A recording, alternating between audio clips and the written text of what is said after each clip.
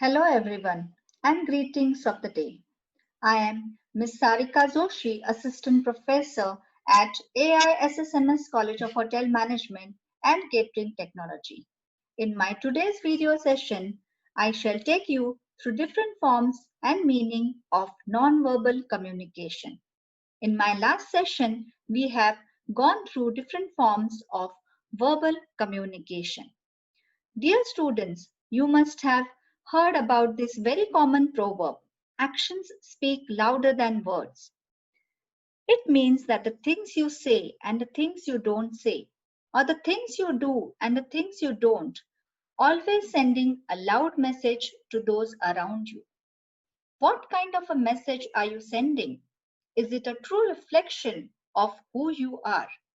Let's have a look at it with the help of nonverbal communication. So, what exactly it is? It is a communication which does not involve the spoken words and is referred to as non-verbal. So, it uses receiving and sending of messages with the help of different gestures, postures, eye contact, physical appearance, etc. Always remember that verbal and non-verbal communication go hand in hand. It either supports or replaces the verbal communication. And almost about 60 to 70 form of communication occurs through non-verbal communication, as it's considered as one of the best means of expressing emotions. This figure exactly depicts the different forms of non-verbal communication that we are going to see in this upcoming slide. Some of these mentioned here are kinesics, physical, personal appearance, proxemics, haptics, vocalics, chronemics, and physical environment. Let's have a look at them one by one in detail. The first form of non-verbal communication we are going to see is kinesics, which is nothing but body movements. The word kinesics comes from the root word kinesis, which means the movement, and it refers to the movement of study of hand, arm, body, and some face movements. Face movements, as I said, or facial expression is integral when expressing emotions through your body. Various combinations of eyes, eyebrows, lips, nose, cheek, head movements help us form different moods of an individual. It can tell whether you are happy, sad, depressed, angry, etc. You have and must have noticed all these facial expressions in your day-to-day life. It's one of the main indicators of someone's attitude, emotions, or feeling at that particular point of time. Not only do facial expression matter, but the other movements of the body parts like neck, shoulders, hands, fingers, and legs also matter while you are communicating. So, as I already said, that facial expression no doubt is the most common and telling non-verbal form of communication. Human faces are able to make almost more than 10,000 different expressions. Yes, you will not believe that, but that's true. Some of the common ones that we usually see is a sad face, or for that matter, an angry face or an expression of face which depicts anger, or a surprise face, or for that matter, a face which says no or anguish or anger. And of course, the very common and the beautiful one is a smile. A smile or a welcoming smile or a warm smile establishes your relations with the other person. A piece of facial expression has also to do with the mouth. So let's have a look at it. In the adjoining figure, you can see that there are different facial expressions made with the help of mouth. A dropped jaw, for example, in case of a surprise, or another example is an open mouth in case of a fear. One side of a mouth raised, which shows that you're hating something, and the corners raised in case of an happiness. Right now, also, when I utter a word happiness, I can feel that. corners drawn down in case you are sad. Or a very common one which you must have definitely noticed is lip biting in case a person who's anxious or anxiety. Covering the mouth in case you are hiding something. That means if you are hiding or lying, it tend to happen that you cover your mouth. So remember, it's not that your words, but it's your facial expressions which are giving a message to the other person who's observing you.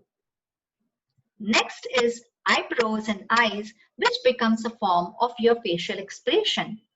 Eyebrows tell a lot about what a person is exactly feeling or feeling. Next, a raised and an arched eyebrow tells that you are surprised, or a lowered and a knit together eyebrows shows that you are angry. You can very clearly see that in the adjoining image. The inner corners drawn up says that a person is sad. Not only does the eyebrows, the only thing which more telling than the eyebrows is eyes themselves. They might be wide open in case of a surprise. So your surprise automatically your eyes are wide open and eyebrows raised. In case of intensely staring someone with an anger, okay, your eyes will show that you are staring or looking at somebody with the anger. In case you are happy, your eyes will glow. So eyes and eyebrows also depicts different feelings, emotions, and that particular point of time. To express some of these, no one can beat our all-time favorite and funny Mr. Bean. So let's have a look at it.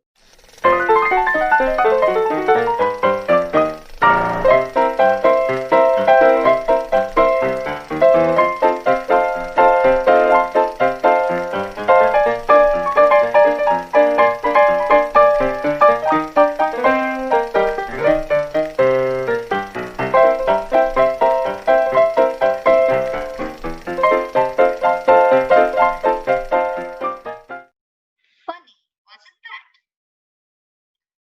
Other forms of non-verbal communication. Another way is through an eye contact. This is one of the primary ways that human beings gauge interest or disinterest. A good eye contact shows that you are paying attention to the speaker or that you are interested. It definitely does not mean actually staring at a person. Body movement includes common practices like hand gestures. So hand gestures are the movements which are made with the help of hands, arms and fingers, and they may be either voluntary or non-voluntary. If you see in the adjoining figure, the person who is trying to explain someone or who is talking to someone is using the hand gestures that makes the person to make or understand the subject or the message more easily. Some other examples mentioned here are folded arms, arms crossed over the other, the shrug, relaxed hands, finger gestures, etc. We all commonly daily use all these hand gestures. In fact, while we communicate, we cannot communicate without the use of hand gestures. A very common example here to mention, dear students, is a singer. Have you ever observed a singer singing? His hand movements will be easily seen while he is singing and it complements his singing impact. The other common one mentioned here are salute and handshake. A firm handshake while you're greeting someone is an important body gesture. Cross fingers. Oh my God, this should not happen. Or a V or a victory sign. Thumbs up or thumbs down when you are wishing someone best luck, or a clenched fist when you are angry. Folded hands together, that means another way of greeting. Or you must have observed various hand gestures while a cricket match is going on. So aren't these common, dear students? Use of hand gestures and postures are very common while we are communicating. So what is a posture? A body posture is a way that you sit or stand and how open your body is to others around you. It communicates a lot about your attitude and an emotional state. Posture is critical in making a strong impression. Someone who stands with a back straight and head high shows confidence and strength, while someone who is slouched and facing the floor demonstrates weakness. To express friendliness and positivity, one should maintain an open posture, like stand up with your legs apart and keep your heads raised. A closed posture, especially crossed arms, cro- crossed chest, gives the impression of a boredom and an hospitality. So mind it very well next time. Probably you are appearing for a viva or an interview. Your body posture matters a lot about your attitude. Let's have a look at this video based on body language in which we can see the use of gestures and postures clearly.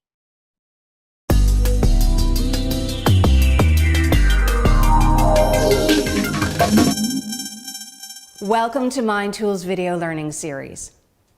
You may not realize it, but you send out silent, nonverbal signals to people every day. This is your body language, and it can reveal how you're truly feeling when perhaps your words don't. Body language might include your facial expression, your hand movements, or your posture. Most of the time, it's unconscious. But there are some clues that can help you to interpret and use it to your advantage. Being aware of other people's negative body language is particularly useful and can help you to pick up on unspoken problems. For example, if someone you're speaking to is standing or sitting with his arms folded tightly across his body, he's probably not happy with what you're saying. Other negative signs to watch out for include tense facial expressions, someone turning his body away from you or avoiding eye contact. Your own body language should reinforce what you're trying to communicate verbally. Otherwise, you risk sending mixed signals. With the right body language, you can convey openness, confidence, and receptiveness. For example, you can make a confident and positive first impression by standing with an open posture that's relaxed and upright, and by keeping your hands down by your sides. Maintain solid eye contact with the person you're speaking to, and try to hold her gaze for a few seconds at a time. This will show her that you're sincere and alert. Adopting positive body language can also help when you're speaking in public. For example, you'll look more confident if you keep your shoulders back and maintain an upright but relaxed posture, keeping your weight evenly distributed, with one foot slightly in front of the other. Hand movements can also help. For example, spreading your hands apart in front of you, with your palms facing slightly towards your audience, can indicate a willingness to communicate and share ideas. At the same time, it's important to maintain control. Too much hand movement can distract from what you're saying. To find out more about how to interpret body language and use it to your advantage, read the article that accompanies this video.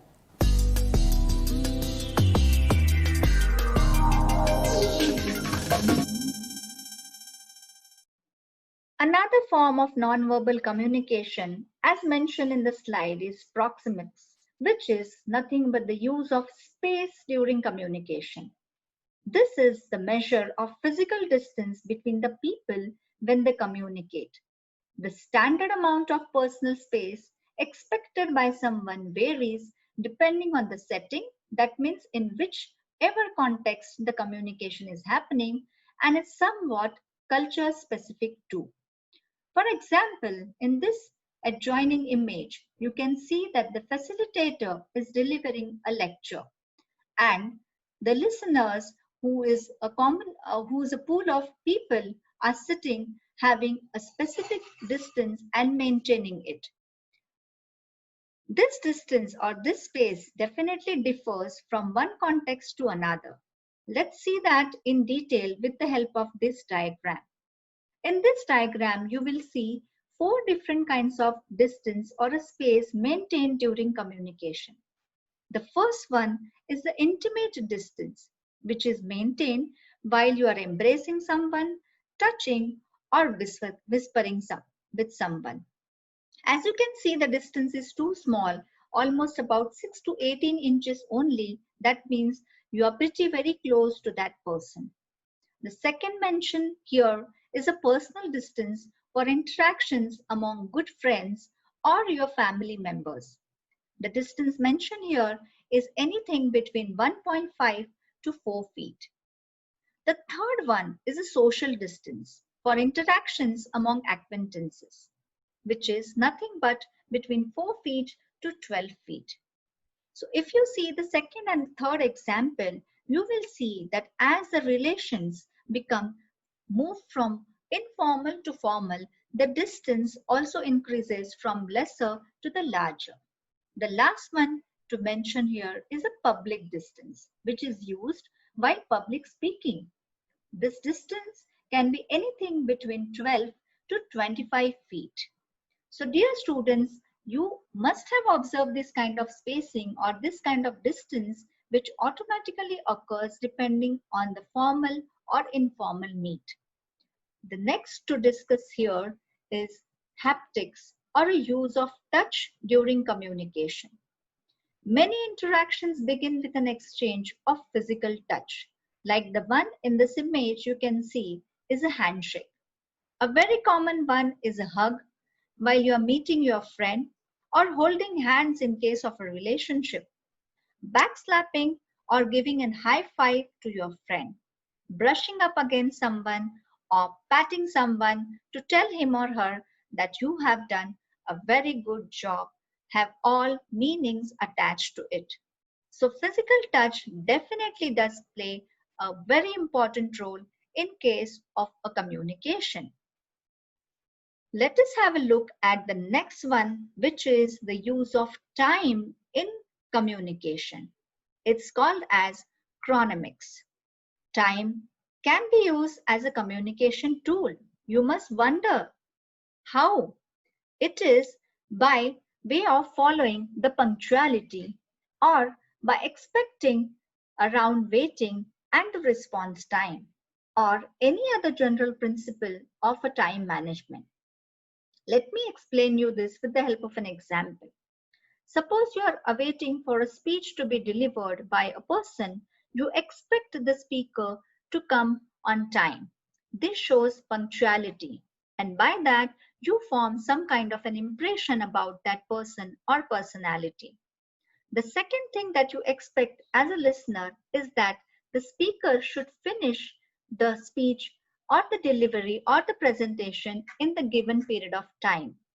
That means he should not exceed it. Would you like a teacher to exceed the session beyond the class time limit? I guess no. That's how the listeners expect time management from the speaker. It's very important here to respect your own time and others' time too. So this is how chronemics play an important role in the non-verbal communication. The very important one here to discuss is the paralanguage. This category covers the vocal qualities of a speaker like the loudness or a tone of a voice. So it is expected that you got to raise or lower your voice tone according to kind of a speech, the examples, or anywhere in the middle of your communication. Paralinguistic signals are any aspect of a sound of a voice outside the direct verbal translation of words being spoken. So here I will say that it is not only important what you speak, but it is equally important how you speak. That particular message is given to the listener. The tone, the speed while selling a product, for example, by a marketing person, the kind of stress that he gives on the words, while delivering a speech. Or suppose an interaction between a student and a teacher, where teacher probably might ask some questions, give it a pause, let the students think over and then answer, are all forms of paralanguage. Sometimes even sarcasm can be an example to a paralanguage wherein we say the things but we exactly mean not to do or not to say so. So here are some of the non-verbal forms of communication that we have discussed so far. To develop successful relationships, it is important that you have a strong speaking skills, but also a keen understanding of non-verbal clues that accompany your conversation. Having an awareness and even a control of all these aspects will be very useful in life. To make this particular video, dear students, I have referred to the following websites, and a YouTube link is also being provided, which is what I have used during my presentation. So thank you so much, dear students, for patiently listening to my video on nonverbal communication. I shall come up with another video session very soon. So till then, take care and goodbye. Thank you so much.